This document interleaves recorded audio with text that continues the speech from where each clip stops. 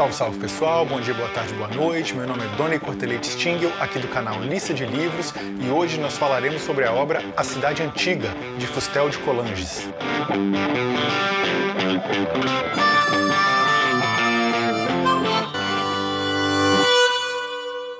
Nos últimos tempos, vocês devem ter observado aqui no canal uma série de livros que trataram de história de vários e vários grandes historiadores, tais como Georges Duby, Jacques Le Goff, Jean-Claude Schmitt, etc, etc. Vou deixar, aliás, os links não só desse livro, A Cidade Antiga, como desses outros aqui embaixo. A Mary Bird, né, com o livro SPQR, que tem até um vídeo aqui no canal também, vou deixar aqui nos cards. E várias vezes, quando eu fui estudar sobre esses autores, especialmente sobre aqueles vinculados à escola dos análises, havia, vamos dizer assim, um escrito contínuo que eles promoviam uma espécie de superação, uma espécie de avanço em relação à condição anterior da história, que era a condição, vamos dizer, influenciada pelo positivismo, né?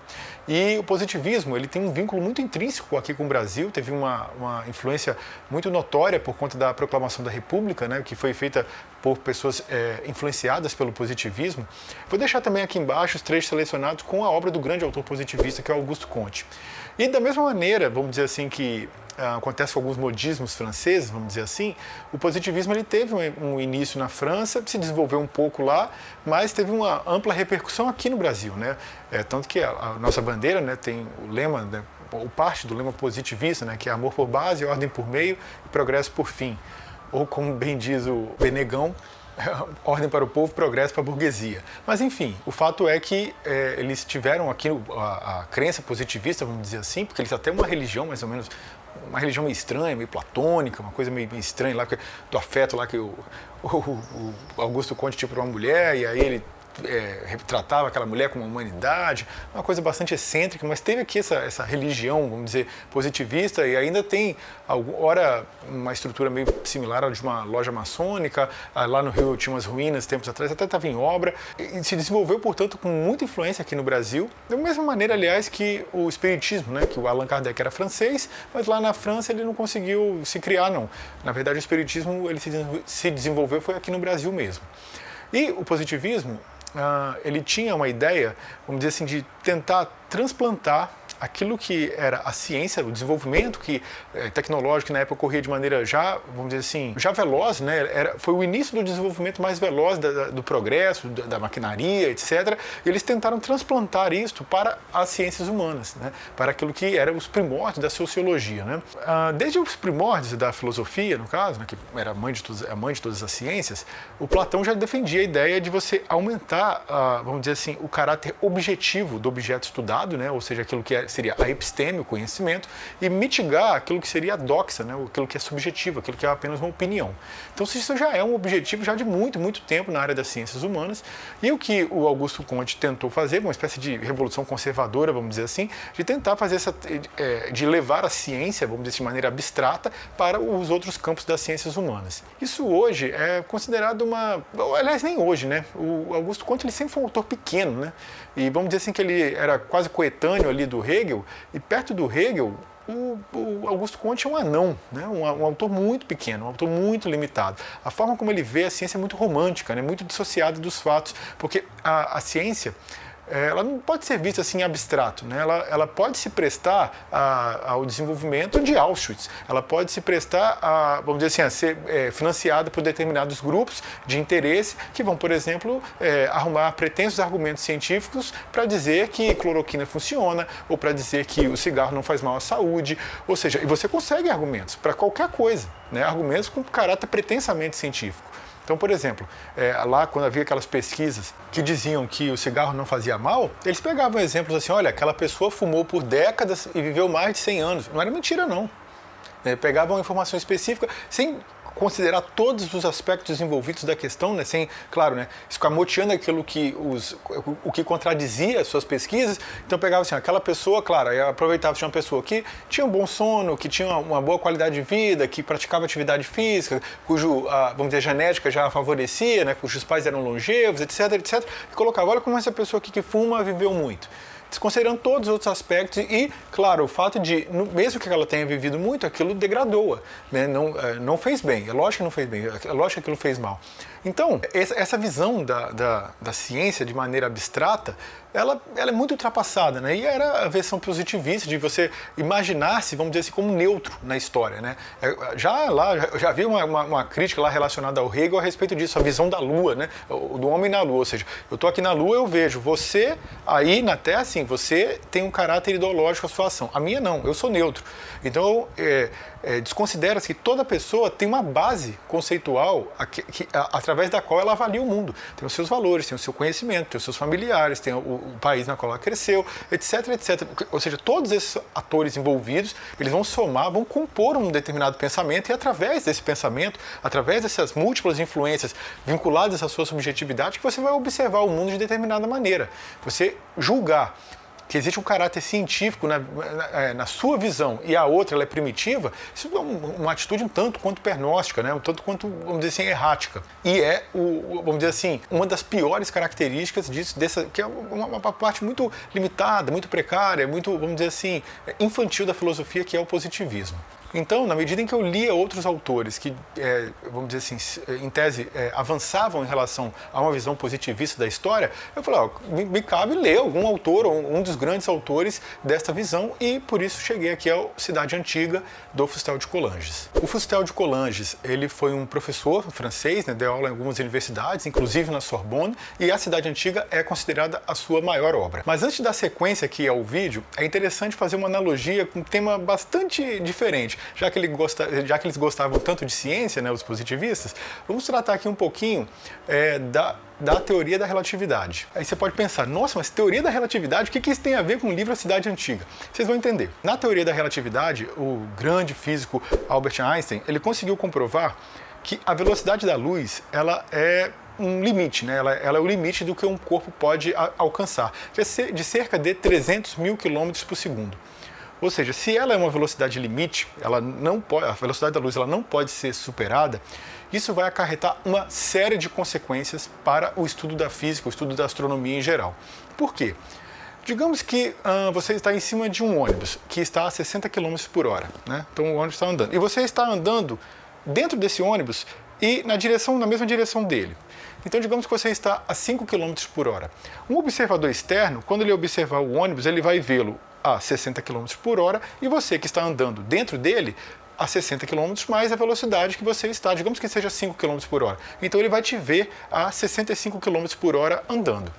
Muito bem, isso é muito fácil de compreender. A gente sabe que a velocidade é a distância sobre o tempo e você está ali, o ônibus a 60 km por hora e você a 65. Mas lembra que eu falei que a velocidade da luz é a limite de 300 mil km por segundo? Então digamos que você acendeu uma lanterna também na direção do ônibus. Da mesma maneira, quando você estava andando, você tem que somar, né?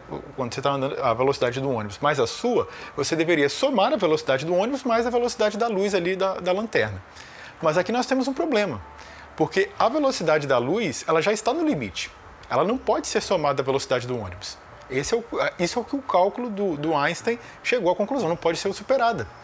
E o que você vai fazer com a velocidade do ônibus então? Porque ele está andando. Deveria somar. Qual é a consequência disso? A consequência ela é muito, muito curiosa, ela é muito interessante. Na medida em que velocidade é igual a distância pelo tempo, né? Δx sobre Δt, e a gente já viu isso, né, inúmeras vezes desde lá do ensino fundamental, se eu digo que a velocidade da luz ela é fixa, ela não pode ser superada, ela é absoluta, então as outras partes da equação, a distância e o tempo, eles vão ter que ora se contrair, ora se dilatar para que esta velocidade aqui, que é a da luz, ela permaneça do jeito que ela é, absoluta. Ela não pode ser alterada. Então, a distância e o tempo vão se contrair, vão se dilatar, ou seja, a distância e o tempo são relativos e a velocidade da luz é absoluta. Isso é muito curioso, né? Porque, ou seja, o tempo e o espaço, eles são relativos. E, na verdade, um tem vínculo com o outro. No nosso mundo cotidiano, o espaço ele tem 3 dimensões, né? Altura, largura e comprimento, tudo que a gente olha tem 3 dimensões, mas o que o Einstein vai comprovar é que, na verdade, o tempo é como se fosse uma espécie de 4ª dimensão do espaço. E, diferentemente do que a gente imaginava, que 1 metro é 1 metro aqui, 1 metro em Marte, 1 metro em Plutão, 1 metro em qualquer velocidade que você esteja. 1 segundo é 1 segundo aqui, 1 segundo em Saturno, 1 segundo em Urano, 1 segundo em qualquer velocidade que você esteja. Não.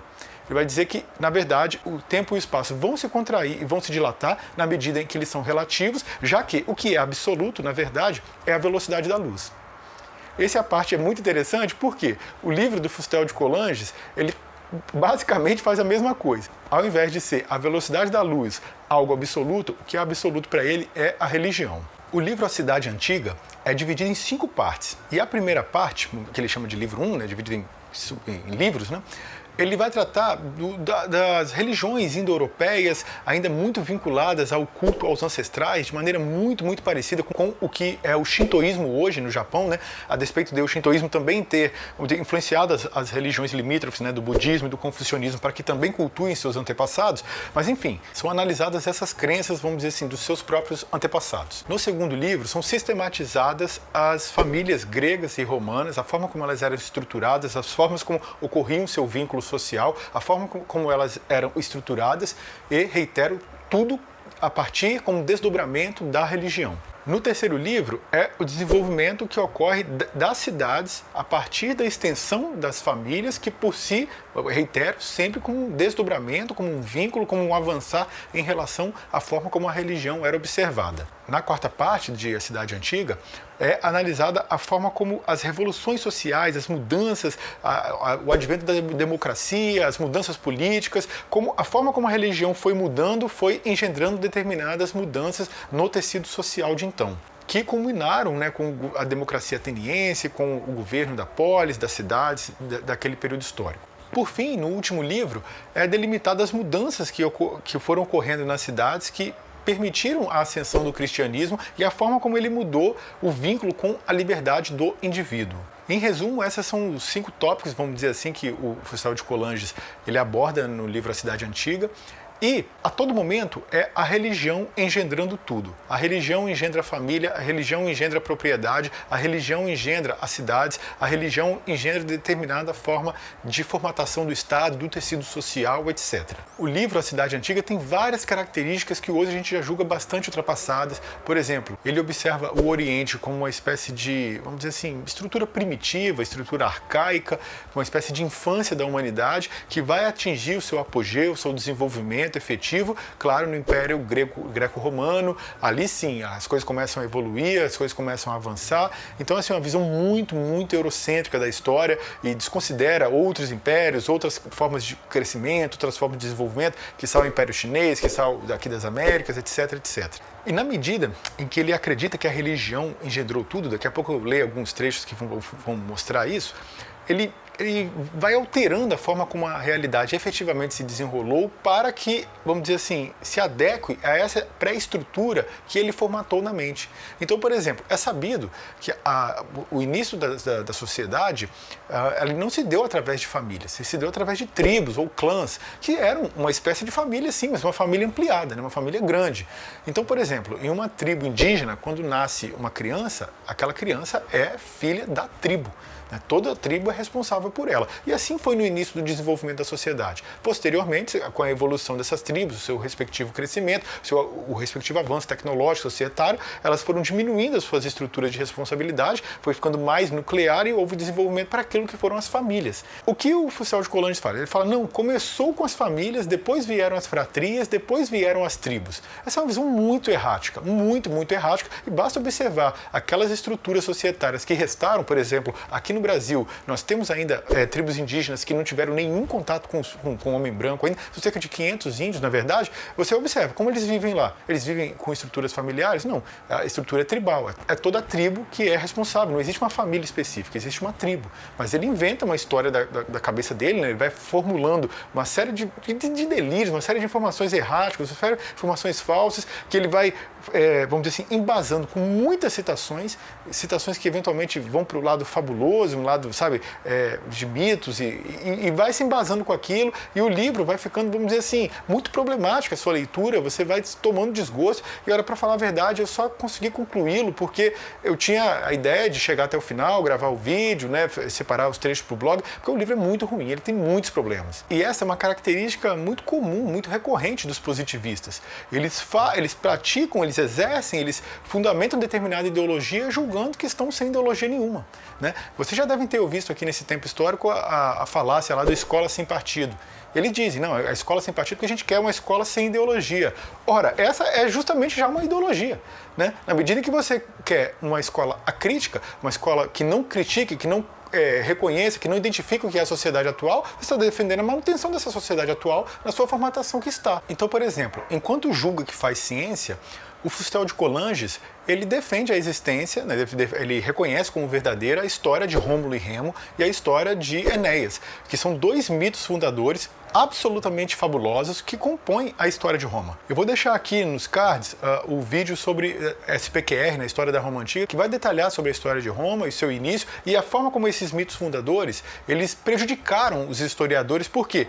De maneira muito torta, né, muito, vamos dizer assim, espúria, diversos fundadores tentaram de alguma maneira conciliar essas duas histórias antagônicas, fabulosas, histórias que não têm vínculo entre si, de alguma maneira, sabe, eles tentaram entortar essa reta aqui, a reta da história de Rômulo e Remo, a reta da história de Enéas, né, que é um herói troiano que sobreviveu à queda de Troia, que teria fundado Roma também. Então, isso, na verdade, para os historiadores sérios, né, isso só prejudicou. Porque na medida em que os antigos eles queriam de alguma maneira justificar a história romana com essas duas histórias fabulosas, eles deixaram de fazer o estudo concreto, deixaram de fazer o estudo específico, deixaram de fazer o estudo real sobre por que Roma cresceu, de onde Roma veio, quais foram os povos etruscos, do Lácio, enfim, todos os povos que compunham aquela nacionalidade ou as nacionalidades próximas que fizeram a história de Roma. A partir do momento que você tem esse mito fundador, você não precisa explicar mais nada. Ou tenta só de alguma maneira explicar por que ele existiu, mas fica muito pouco, isso na verdade atrapalha. E o Fustel de Coulanges, aqui em A Cidade Antiga, enquanto julga que faz a história, dá crédito a esse tipo de fábula. E pior, em certos aspectos, ele diz, não, isso aí é fabuloso. Mas ele não vê o aspecto, por exemplo, de Enéas e de Rômulo e Remo como fabuloso. Nenhum historiador sério dá, vamos dizer assim, vazão a esse tipo de historieta, e ele o faz. Então, por exemplo, é consabido que vários grupos de poder, aristocratas especialmente, eles se utilizaram da religião para legitimar o seu próprio poder. Então, por exemplo, ele diz, ó, eu sou descendente de Deus, né? Eu sou Ramsés, sou descendente do Deus Sol, eu sou uma expressão manifesta do Deus, de uma divindade. Ou eu sou descendente de Enéas, sou descendente de Rômulo, sou descendente de qualquer herói, de Aquiles, sei lá, qualquer herói, e vou justificar esse poder que eu tenho, o domínio sobre amplas áreas, o domínio econômico, o domínio político, o domínio religioso, todos os domínios, vou justificar com alguma historieta qualquer. O que o Fustel de Coulanges faz? Ele acredita, né? Ele dá vazão a isso, ele não reconhece como que, vamos dizer assim, primeiro houve um domínio político e que depois buscou se justificar de maneira ideológica para que as outras pessoas aceitassem esse domínio. Ele não, ele acredita que aquilo efetivamente ocorreu. Ou seja, é uma visão muito limitada, muito precária, muito anacrônica da história. Então ele vai dizer, olha, no início da Grécia havia lá um pedaço de terra, a religião cultuava os antepassados só podiam ser cultuados naquela terra, e por isso havia pessoas que não tinham religião, eles compunham os plebeus. Mas por que eles não tinham religião? Por que eles não poderiam ter o próprio pedaço de terra? Ah, não, aí ele vai dizer, eles não tinham antes essa terra, por isso nunca tiveram religião, e por isso justifica, vamos dizer assim, a posição inferior na sociedade que eles participam. Ora, percebe como é que é uma argumentação ideológica, uma argumentação que visa apenas justificar uma desigualdade social, justificar as classes sociais através da religião? Ademais, ela não dá conta de maneira nenhuma de explicar os avanços territoriais que esses povos fizeram sobre as mais variadas partes do mundo, né? O Império Grego, por si, ele já avançava. Ora, se ele diz que a pessoa não podia sair daquele território, não podia desmembrá-lo, não podia, vamos dizer assim, ele seria fixo, imutável, porque ali eram seus manes, ali as suas divindades, ali você cultuava os seus antepassados, como é que ela poderia ir para um outro lugar, que tinha, obviamente, então, outras divindades? Ele não justifica isso. Então, aí depois ele diz, não, aí quando mudou a religião e passou, aí começou-se a cultuar deuses que eram, vamos dizer assim, comuns a outras famílias, outras tribos, outros clãs, e aí funda-se uma cidade, aí você poderia ir para um outro lugar na qual haveria alguma pessoa, ele não explica por quê. Ela seria mais próxima à divindade, aí essa pessoa mais próxima à divindade vai, vamos dizer, fundar uma cidade em nome de Palas Atena, em nome de Júpiter, enfim, em nome de qualquer uma divindade. Todas as pessoas daquele lugar vão passar a cultuá-lo, mas também não pode vir uma pessoa externa para essa cidade porque ela não cultua esse específico Deus.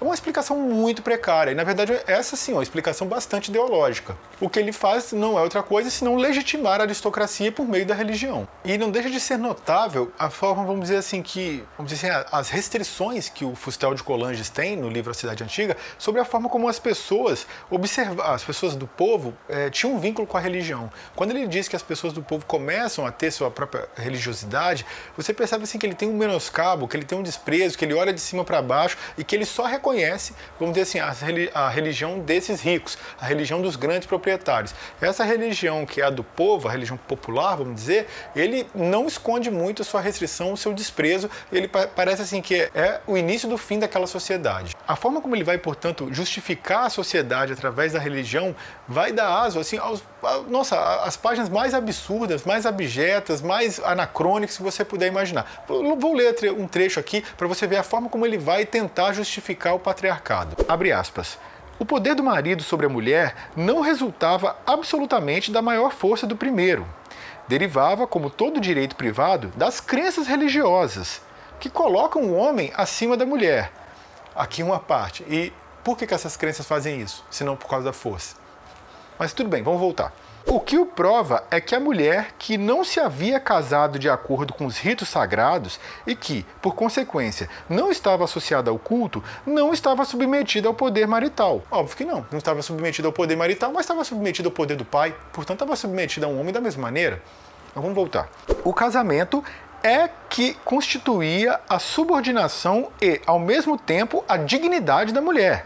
Tanto é verdade que não foi o direito do mais forte que constituiu a família. Fecha aspas. É um delírio, mas é preciso ser muito crédulo para justificar algo assim. E é esse tipo de argumentação falaciosa o livro inteiro. O livro inteiro. Então, olha a forma como ele vai justificar a criação das cidades. Abre aspas. Mas era necessário que a cidade fosse constituída antes, o que era a obra mais difícil e, ordinariamente, a mais longa. Uma vez que as famílias, as fratrias e tribos concordavam em se unir em adotar o mesmo culto, logo se fundava a cidade, para ser o santuário desse culto comum. Ou seja, a cidade era fundada não para você desenvolver um novo local, não para você buscar um lugar mais fértil, não para você buscar um local onde você pudesse ter mais terras agricultáveis, pastos, etc. Não, você fundava uma nova cidade em busca de um local onde fosse fundar um culto religioso comum. Mas vamos voltar. Também a fundação de uma cidade sempre constituiu ato religioso. Bem, acredita nisso quem quer, né, meus queridos? Então, por exemplo, ele vai fazer toda uma fabulação sobre a forma como Rômulo fundou a cidade de Roma e ele descreve, né, fez tal ritual, isso comprova que é sempre uma sequência das divindades, a sequência da religião, ou seja, é uma fábula em cima de fábula, historieta em cima de historieta. E assim, para quem vai acreditar nas falácias dele, né, estaria no mesmo nível de acreditar em fábulas como de mula sem cabeça, de Saci Pererê, de que Bolsonaro é honesto e faz um bom governo, enfim, qualquer tipo de historieta desse, de delírio desse que você quiser acreditar. Mas o pior, ainda julgando que faz ciência, ainda julgando que é objetivo, ainda, vamos dizer, julgando que está apenas de maneira neutra analisando os fatos. E ainda faz análises que são erráticas não só na forma como imagina a religião sendo responsável por toda a sociedade e a sociedade como um desdobramento dela. É pior ainda. Até na forma como ele observa a religião e seu culto em si, ele se equivoca. Por exemplo, você sabe que Troia também cultuava Atenas, e apesar de Atenas ter ficado do lado da Grécia ao longo do conflito. Então o que ele imagina? Que na verdade eram duas Atenas diferentes. Cada uma cultuava, né, porque de acordo com ele, os deuses não tinham a característica da ubiquidade, então era uma Palas Atenas lá e outra Palas Atenas aqui. Pô, isso é muito errático, é muito frágil de se pensar. nós que vivemos aqui no Brasil, né, que é um país ainda de maioria católica, né, os neopentecostais estão tomando aí a dianteira, mas ainda é católica, você consegue compreender facilmente como é errática essa observação dele.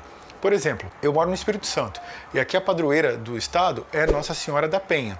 A padroeira do Brasil é Nossa Senhora de Aparecida. Muito bem, qualquer católico sabe que é a mesma Nossa Senhora em diferentes manifestações. Isso não vai estar se debatendo aqui ubiquidade, nem outra característica religiosa que não uma manifestação específica de Nossa Senhora, Mãe de Jesus Cristo, perante os fiéis. É só isso. O que ele faz é uma confusão, mescla conceitos teológicos, conceitos filosóficos e se perde por completo. Aliás, você faz uma analogia, né? Um jogador de futebol vai bater um pênalti e o goleiro vai tentar defendê-lo. Às vezes, quando se entrevista o jogador que converteu o pênalti, ele diz, não, é que Deus me ajudou. Mas o goleiro que tentou defender, se ele tivesse defendido, ele diria, não, é porque Deus me ajudou. Eles estão tratando de deuses distintos? O que você acha? Mas o Cristóvão de Colanges, ele não consegue vislumbrar isso. Aliás, aos jogadores, né, que sempre que fazem um gol, comemoram, põem Deus a responsabilidade por aquele feito, eu fico imaginando o tanto que Deus já não ajudou o Lionel Messi e o Cristiano Ronaldo, né? Nossa mãe, os dois devem ser uns santos nas suas vidas cotidianas, né? Para ter tanta ajuda assim. Como prometido, eu vou ler aqui um trecho que eu acho que resume bem a visão do livro e a forma como ele observa a religião. Abre aspas.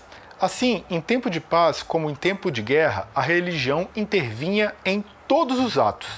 Achava-se presente em toda parte, como que envolvendo o homem.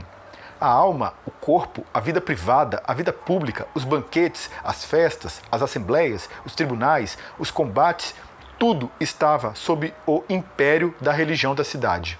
A religião regulava todas as ações do homem, dispunha todos os instantes de sua vida, fixava todos os seus hábitos. A religião governava a criatura humana com autoridade tão absoluta que nada lhe escapava. Fecha aspas. Então, na leitura dessa parte, a gente consegue observar a forma, como dizer assim, hipertrofiada, né? Que ele observa a religião. É uma forma exagerada, hiperbólica, que não tem lastro na realidade. Então, olha como ele vai observar como se foi o desenvolvimento das nações antigas. Abre aspas.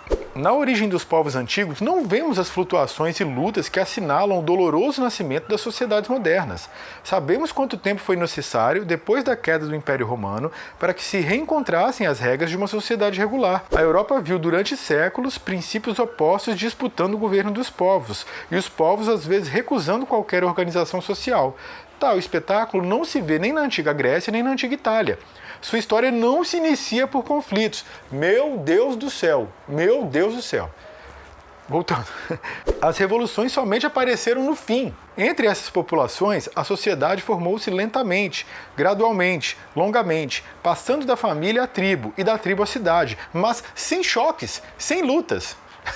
É o paraíso na Terra, né? Vamos voltando. A realeza estabeleceu-se naturalmente primeiro na família e depois na cidade. Não foi imaginada pela ambição de alguns, mas nasceu de uma necessidade que era manifesta aos olhos de todos. Especialmente, claro, daqueles que estavam do comando, né?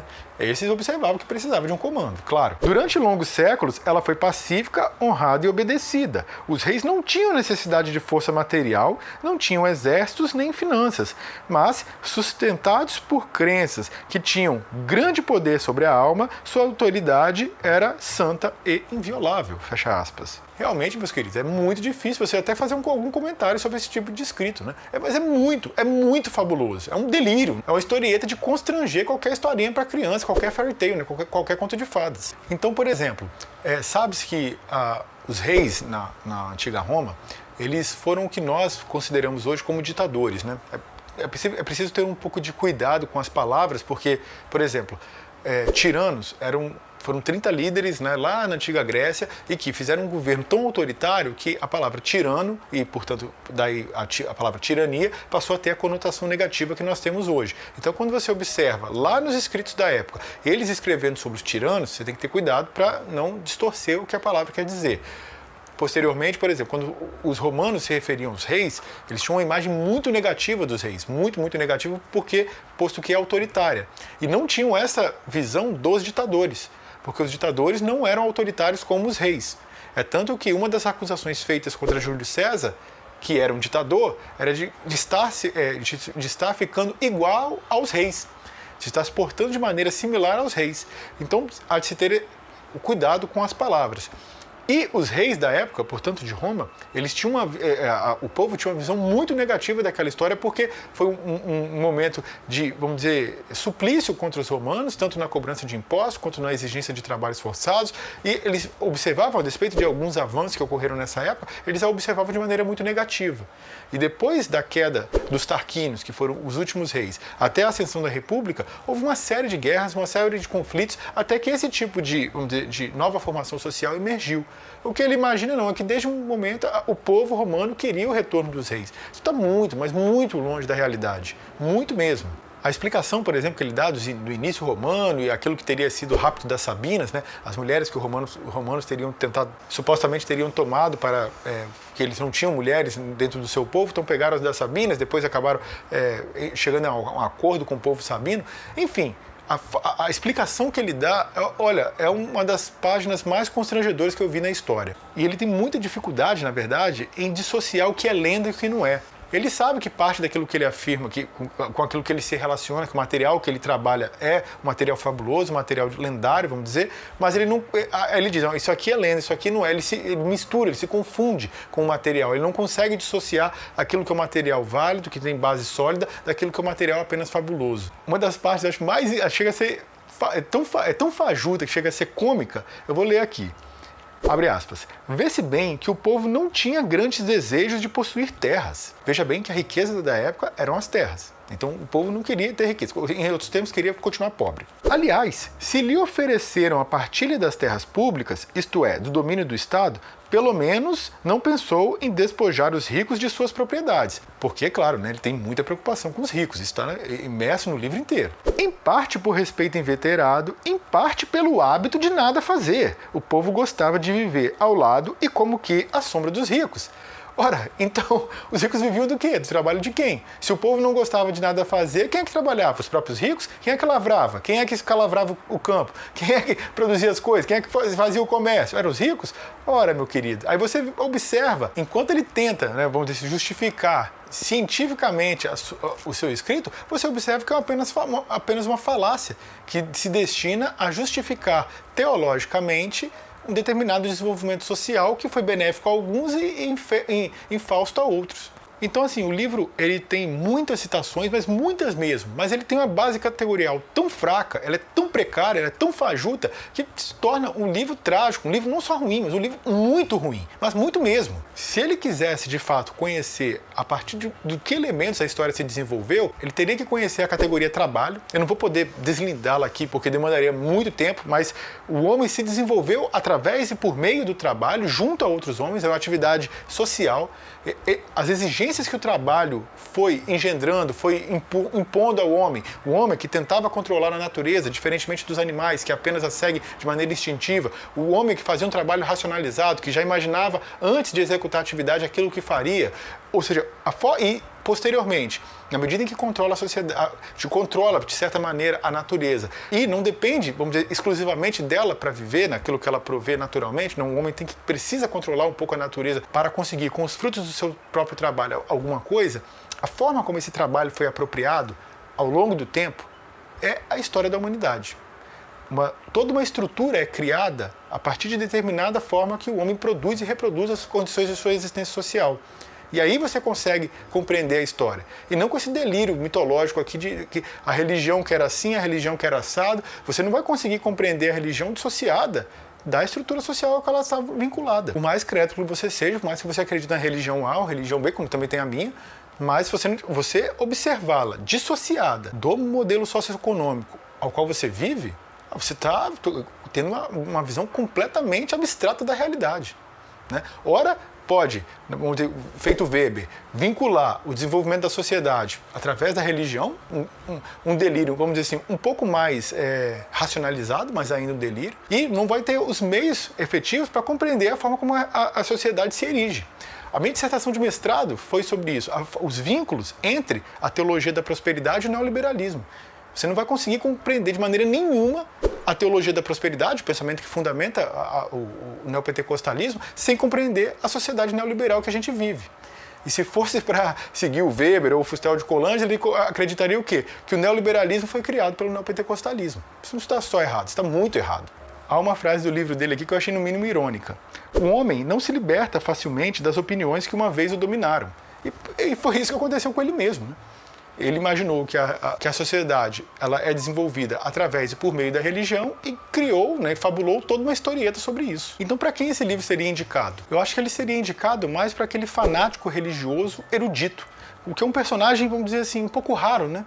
Porque normalmente o fanático religioso ele é um ignorante e às vezes até, vamos dizer assim, orgulhoso da própria ignorância. Então seria esse fanático religioso é mais aquele, sei lá, aquela figura estranha, excêntrica, filiada, sei lá, a Opus Dei, a TFP, essas desgraças aí. Então assim, ele seria um livro que vai fundamentar teologicamente os seus delírios. Em resumo, né, o livro A Cidade Antiga, de Fustel de Coulanges, é um livro muito precário, deixa muito a desejar, e o Fustel de Coulanges, ele não é um apologeta vulgar, né, porque ele cita muitas obras, ele tenta embasar o seu raciocínio, mas a despeito dele não ser um apologeta vulgar, ele é só um apologeta. É um livro que deixa muito a desejar e eu não recomendo de maneira nenhuma. Bem, dito isso, essa foi apenas a minha singela opinião e eu gostaria de saber a sua. Você conhece essa obra do Fustel de Coulanges? Concordou com a ideia que foi aqui exposta? Conhece outras obras dele? Discordou de alguma coisa? Queria acrescentar ou recriminar algo? Comente à vontade aqui embaixo. É isso, um forte abraço, um beijo no coração e até a próxima. Tchau, valeu!